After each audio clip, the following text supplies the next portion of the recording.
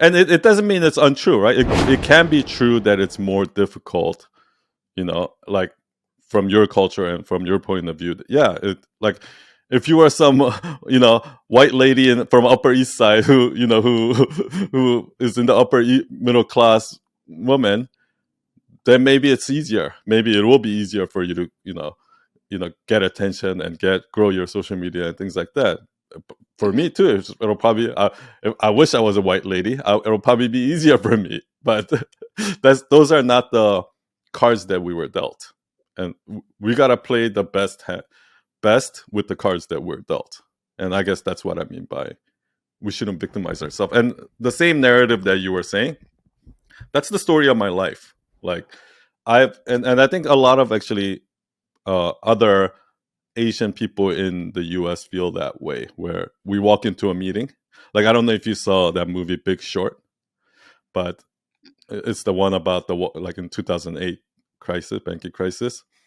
And there's a scene where Ryan Gosling, who's like this, investment banker guy, he goes in and he's pitching like his thing to a group of hedge fund managers, and they're like, how can we trust you, like who's your math, like who's your math guy? And he's like, you see this? And he points to the Asian guy. He's like, that's my math guy. Like, look at him. Like, look at his glasses, right? Like, he won the math. He was like the number one in math league and blah blah blah, right? Like, Mm-hmm. that's the stereotype box that we're put in, right? Like, we're the quiet Asian guy who's good at math, who's just gonna run the numbers. And we're not deal makers. We're not leaders. We're not. That's how every meeting that I've ever went into, that's the box that I'm put in, right? Now I can say, oh, like, woe is me, that sucks, and I'm never gonna succeed in this country. Or I can feel like, okay, what can I do to what can I do differently? What Okay, yes, that's the case.